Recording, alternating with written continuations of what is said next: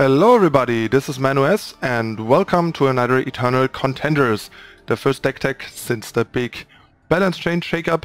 So I wanted to talk to you guys about a deck that I've been working on for a while that has not been affected by the changes and might even benefit a bit indirectly from the changes and what they do to the metagame. Feln Berserk. Alright, so let's take a look. This is the list. So this deck I've been working on for a couple of weeks actually, mostly with Dickmann again. We've been fine-tuning the numbers and the list after I presented my initial list. Like most of the card choices came from me and my initial list. Patrick helped me a lot with adjusting some numbers, fine-tuning the numbers and smoothing out the deck, more so than the initial card choices, and Rabbit also helped a bit with questioning some of my initial card choices that are gone by now and stuff like that. So it was a pretty good collaborative effort. Okay, so let's talk about the list and why it looks the way it does. So I mean, you all are familiar by now, I would assume, with the Feln Berserk archetype. There are various versions floating around, and I never quite liked the deck very much, partially due to the card choices that people were running. So I started working on the deck, trying to see how much better I can make it than the versions that exist, and see how much of a deck it is then and how much I like it then. Okay, so first of all, the units. 4 Twilight Raptor, 4 Argenport Instigator, 4 Dusk Raider, 3 Acquisitive Crow, 4 Ashara, 4 Merchant, 3 Rindra. So let's talk about the obvious ones. 3 Rindra, not much debate here. Some people nowadays run Vara, which I think is a big mistake. First of all, Rindra not dying to Annihilate is big. Rindra guaranteed being a 5/5 is big. Vara sometimes is a 3/4, which is a pretty big problem, and it's a reasonable amount of the time. Every time the opponent wants to, basically. Then Vara not having Overwhelm is also a big issue. The deck sometimes just wins with an Berserking Rapid Shot Rindra with Overwhelm over smaller blockers. And also Vara doesn't have Nightfall, which is also actually relevant, since this is an aggressive deck. Nightfall disproportionately benefits you more than the opponent, so drawing extra cards, having more cheap cards in hand to make multiple plays a turn while the opponent sits there, making one play a turn out of more cards to choose from thanks to Nightfall, and taking a damage from the Nightfall is very relevant.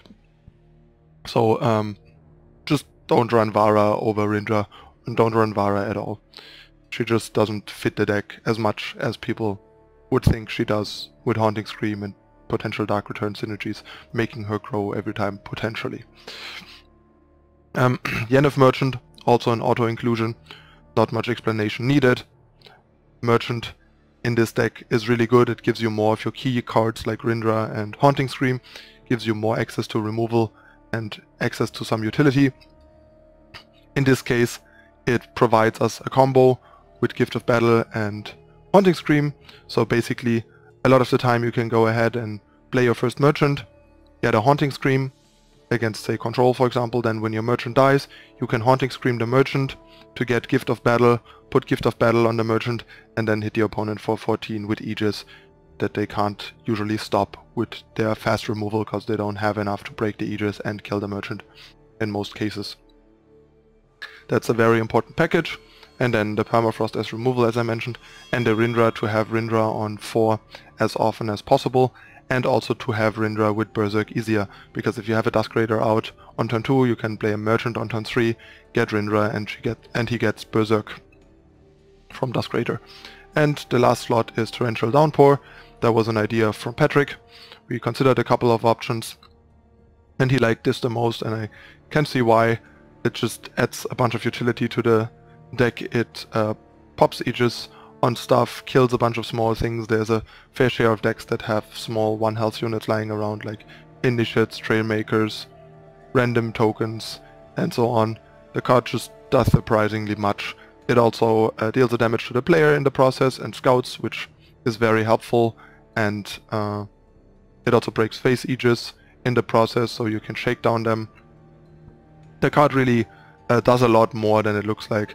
I can imagine that's the card that a lot of people want to cut, but there's really no better option. The card is doing a pretty good job. It's also pretty good against Praxis tokens before they drop their obelisk and stuff like that. Don't underestimate the card. We tried other things in this slot like Maul and so on, and they just weren't very impressive. They were clunky. You really wanted to get them, while Torrential Downpour is situational, but when it's good, it's great. It's just a complete blowout and pulls you miles ahead and can win games for you. So that's a pretty good thing to do for a cheap market card like that. Then the other obvious card is Dusk Raider, another cornerstone of the deck. Great 2-drop, Nightfall, keeps us keeps our hand full of business and pressures the opponent, and it gives all the units that we draw afterwards Berserk, which is a big deal, of course. Now on to the bit more unusual card choices. First off, Twilight Raptor, not everyone is playing it, and people are either not playing 1-drops or they're playing like Snowcrust Yeti. Don't play Snowcrust Yeti, card's unplayable in the deck. The 1 health makes it miserable. You never want to use a Rapid Shot or even a Cabal Standard to make your Snowcrust Yeti attack. Also, Cabal Standard happens way too late to help your Snowcrust Yeti, so more often than not, your Snowcrust Yeti is just gonna trade with some early nonsense or even be stalled out. The card is only good against like unitless control decks basically, and that's it. And you're pretty good there already. Snowcrust Yeti is a terrible card in the deck. One of the first cards that I cut from the deck or didn't even put in my deck when I built it, basically because I knew the card is terrible in the deck. But Twilight Raptor is actually pretty good. You can sometimes play it turn 1 with Seed of Cunning, but even if not, it still fills out your curve really well. It benefits much nicer from the Berserk from Dusk Raider than, say, Snowcrust Yeti does, giving you a nice 4 damage in disguise, and with like Rapid Shot you can attack for 12 just with a small Twilight Raptor that you played on turn 3 from a Dusk Raider, for example. It also allows you to play a turn 2 and a depleted power source, so basically it's a 2-drop that costs 1. It also allows you to play it on turn 2 together with a Shakedown or a Suffocate or Permafrost.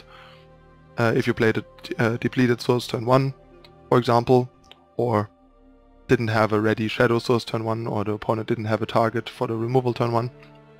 It just makes the deck more flexible, and you are an aggressive deck, so cost matters, curve matters a lot, especially with the Nightfall giving you extra cards.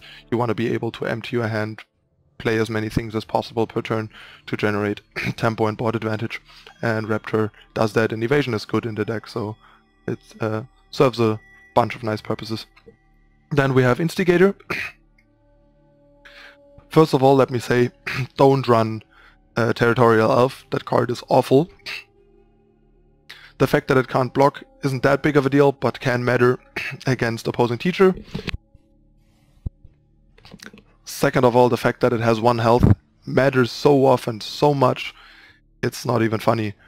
Be it against Varus Favor, be it against Temple Scribes, be it against like so many units. Now that Aurelian Merchant is an 0-4 instead of a 1-4, it's slightly less bad, but it's still bad, and Merchant was part of why it was so bad to begin with, but there's still like so many things that punish you for being 1 health. You just can't run 1 health 2-drops that are meant to attack. 1 health 2-drops that are not meant to attack are already bad enough because of favor, but sometimes you have to do it, like with Trailmaker in certain decks. But if your plan is also to attack, just don't do it, especially if it doesn't have evasion. And the other thing that we ran for quite some time, there was contribution by Rabbit. I initially had Territorial Elf in my first list because I felt like, while I hated the card, that it might be necessary, and Rabbit convinced me that it wasn't, and that a good unit on its own, like Ripknife Assassin, is a lot better. And Patrick and I recently cut the Ripknives down to 2 and currently to 0 to make the curve a bit smoother. Because 8 to 10 2-drops is the 2-drop amount you want. 12 was just way too floody. Then we cut down to 10. Then we decided we want something a little more helpful instead than just some generic units. So we dropped the last 2 rip knives. And that brings us to Argenport Instigator. This is by far the best 2-drop for the deck, if you don't count Dusk Raider, but Dusk Raider is more in the deck for its utility than its stats, and Instigator is like the aggressive 2-drop you want. Sure, the influence is a bit challenging and a bit tricky, but the deck has 21 shadow sources, so it's a pretty good amount, and the card is just so good between being able to attack into most things early on, trading with Teacher, and dealing additional damage when things trade or when you use removal is amazing. The card can just sometimes win games where the opponent is low and you kind of stalled out, you don't really get damage through anymore, then you just force the opponent to jump block and trade block and stuff, and use your combat tricks to kill things in combat, and suddenly the opponent is not low anymore, but they're dead. Just a great card still. Then we have Acquisitive Crow. That's part of why we started messing with the deck. I just realized how nice and impressive Acquisitive Crow can be, especially since it got buffed. And yeah, I really don't like the other 3-drops most people are running, like the Raptor, the Avisaur, the 3-drop Nightfall 3/3. It's just so bad. It's like a 3/3 flying for 3.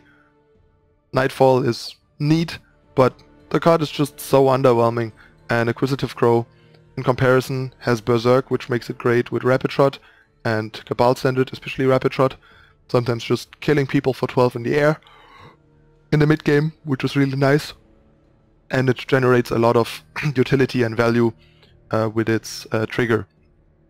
First of all, you get free cards for your merchant, which is great, but there's a lot of one-cost cards that actually help the deck. There's a couple of removal spells like Torch, Suffocate and that stuff that you can draw, or some silences.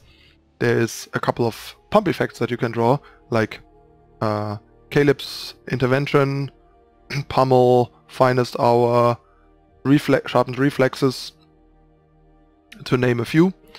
And then there's a bunch of extra damage things, like Harbinger's Bite, or Torch, like I already mentioned, and a couple of others, or like stuff with Nightfall. There's Shiver as a pseudo removal. There's some disruption in the form of Shakedown and Sabotage. There are additional units with Dark Return. Most of the things that you get from Crow are very helpful. There's a small handful of cards that are utterly useless, like Call or Light Diffuse type stuff that just doesn't do anything. But most things are some kind of trick and utility. Even the one-cost bounce spell that bounces an attacking unit can be really nice in race situations, or when the opponent uses a trick to blow them out and stuff like that. And the opponent never quite knows what to play around. And you can even get power when you need power sometimes with Seek Power. Another like kind of blank is Lingering Influence, because it's only just basically one cost Scout, because it doesn't do anything else. But that's fine. Like, the card has been pretty sweet, and I've found myself even like Haunting Screaming it for value to deal 4 to the opponent and draw like 2 one-cost cards and so on. Been quite impressed and quite pleased with the card, so I can only recommend it. And the other 3-drop that people are running is decent, but also requires a lot of Nightfall to make it reasonable, and the other problem is that it is very weak to silence, which is not something that I like, is the Lethrai Darkstalker. It's the 0/4 Nightfall that is a 4/4 during night. So the problem with that, like I said, is that the opponent can just kill it by silencing it, because an 0/4 might as well be dead in an aggressive deck. So playing, say, your 3-drop into the opposing Valkyrie Enforcer to just have it die for free, effectively, is devastating to a deck like this and can make or break you. So I'm not the biggest fan of that card either, even though it is nice that it has 4 health and survives cards like Hailstorm and Torch especially Hailstorm being relevant to go like 2-drop into Hailstorm proof unit, but you also have Yennefer Merchant for that, and that has to be enough. Then we have Ashara. That's the biggest deal basically. That's the card that made me wanna look into the deck and build it from scratch, because I can't believe how people are not running this card. It's just so amazing in the deck. Basically, Acquisitive Crow comes with Berserk, and Ishara comes with Rapid Shot. And any unit that brings a part of the combo makes it so much easier to combo, because with Ashara, all you need is Berserk to hit for 14. With Acquisitive Crow, all you need is Rapid Shot to hit for 12. While with a lot of other units, you need Berserk and a combat trick to hit for a lot. And that makes your work so much easier. Also the fact that she's deadly means the opponent has no hope of ever realistically blocking her when she has quick draw, other than jump blocking. And even if you don't have quick draw, she at least can attack into everything, because at worst she trades. And if she ever attacks with Berserk with another Berserk unit, she even becomes an 11-3 on the second attack, which is amazing. So basically you deal 18 damage just with Ashara when you attack with another Berserk unit alone. And if, like, say you attack with an Acquisitive Crow, you deal 22 damage in total over the full attack without any combat trick, just by Ashara getting Berserk from a gift or from Crow. Yeah, and Ashara just amazing for a Haunting Scream for the same reason. Not much else I can say about it. Just the card that makes me even consider playing the deck, because she also lets you attack on so many boards where you otherwise would be stalled out. You just attack with Ashara and a useless unit that is throwaway, and the opponent either trumps with one of the units, basically trading one of your shit units against their worst unit, or take 7, which is a big deal. So card is amazing. And then we have all the non-unit cards. First of all, the removal: 2 Permafrost, 3 Suffocate, 4 Annihilate. It used to be 3 Permafrost and 4 Annihilate and 0 Suffocate, but we wanted more ways to deal with some of the more problematic early units that you can't deal with Permafrost or Annihilate, either because they don't solve the issue or they are also not efficient at it. Like Icaria Valkyrie Captain, Bullet Shaper, Aurelian Merchant, and that sort of stuff. Suffocating them is really good, annihilating some of them is okay, permafrosting them either doesn't work or is terrible. So hence the Suffocate. Suffocate is just a really good card. It also happens to deal with, say, Statuary Maiden out of some of those FJS decks. It even lets you kill Nuvara if you have a unit to feed to her in the first place, and so on. It's just a great card, and also synergizes nicely with Instigator and also brings down the curve further, because there were a couple of 2-drops in the place of Suffocate. And yeah, we cut the 3rd Permafrost for the same reason, because Permafrost can be a bit lackluster, and early on anything you can Suffocate and Permafrost, you gotta just Suffocate almost 100% of the time for various reasons, because it takes away the utility, because it deals damage with Instigator, because it avoids any potential blowouts later. So Permafrost is mainly nice against non-endurance fatties. And we also have the Annihilates there, and we have Yennefer Merchant to get more Permafrost if we need it. So Suffocate is just a better choice here. Then we have Shakedown, another great new addition to the deck. It takes away all the cheap interaction that might blow you out in combat with your tricks and your comboing. It gives you a lot of information.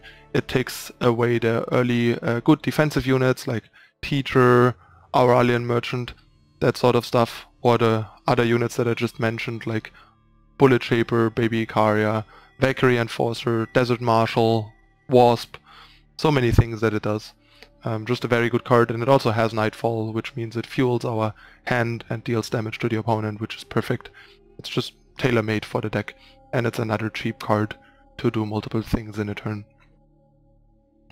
And then we recently cut the last 2 Gift of Battle, because we already went down to 2 Gift of Battle to fit the Shakedowns, since we also shaved the Force Acquisitive Crow, because we didn't want more than 11 3-cost units to make the deck run a bit smoother.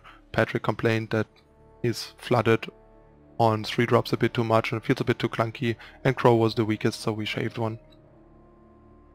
And yeah, we replaced the last 2 gifts with 2 Dark Return, simply because they have a little more impact and are a little more flexible. Gift really is kind of a bad card, and between Dusk Raider into Merchant getting you a guaranteed Berserk unit, Crow already having Berserk, and having the whole Yennefer Merchant for Gift combo when Berserk is really needed and Gift is really good, we figured that should be enough, especially because Dark Return also can make a Berserk unit if you have a Dusk Raider out. So, and yeah, Dark Return is great on Ashara, on Crow, on Merchant, on Rindra, and even okay on the 1 and 2 drops. And making a 6/6 Rindra, for example, is a big deal against stuff like Titan, and making a 4/4 Ashara is a big deal against stuff like Torch and other 3 attack units, which there is a lot of. And it also obviously synergizes well with the charge and flying from Haunting Scream. Getting a Haunting Scream unit back after the fact is also really nice. But you don't want to run too many, because they are a bit situational. You need a unit to die first, and it needs preferably to be a unit that is good enough, like a 3 or 4 drop. And then we have the 4 Rapid Shot, not much explanation needed. Part of the combo, part of the burst potential, and a trick to deal with any blocker basically. And the 3 Haunting Scream also as part of the finisher. The card is basically a finisher for the most part.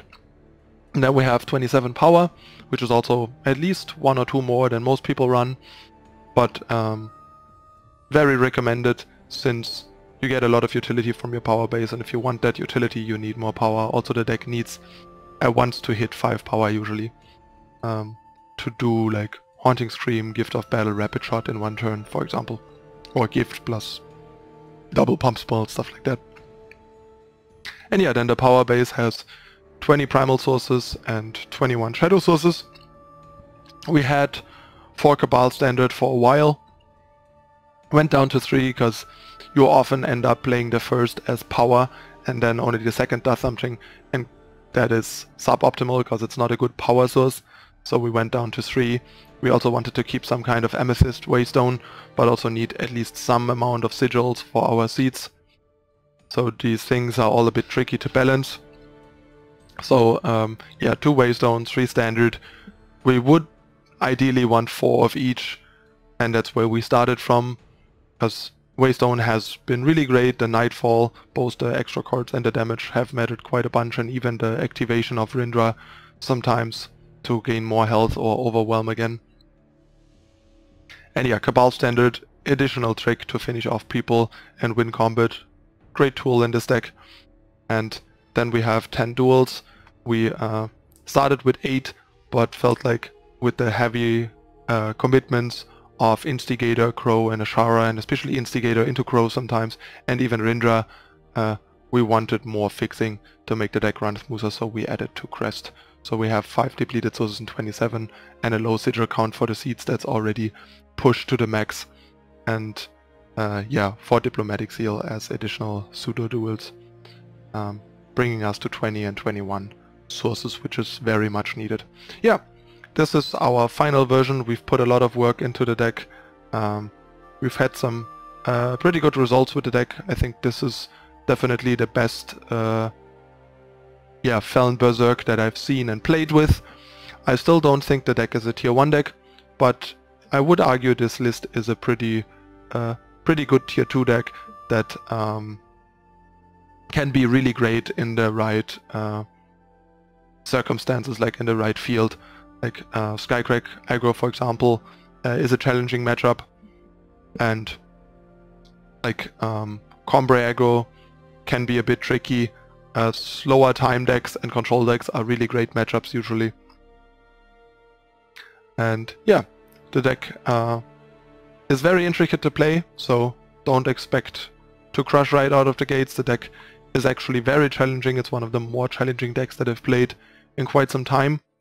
Took me quite some time to get used to it and have the patience and the diligence and the discipline to yeah, think everything through once or twice and pace myself a bit and plan a bit more long term, because the deck is a bit different from your usual aggro deck. It's not just that you turn everything sideways every turn for as long as you can and then you hope to finish them off at the end.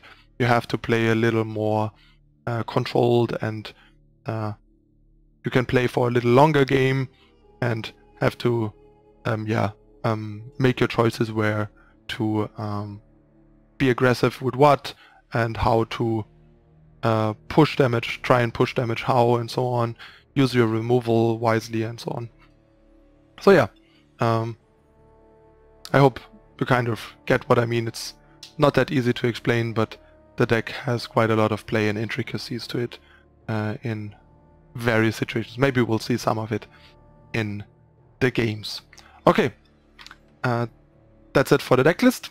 As usual, please, if you haven't subscribed to the channel yet, please subscribe down below, turn on the notification icon to not miss out on future content if you want to see more of this type of stuff. And of course, follow me on social media and on Twitch to get the latest news and catch me live streaming with this or other decks. And of course, if you want to help support Eternal Titans and this YouTube channel, please whitelist Eternal Titans and YouTube on your ad block. That would mean a lot. Alright, and now on to the games without further ado. See you in a moment.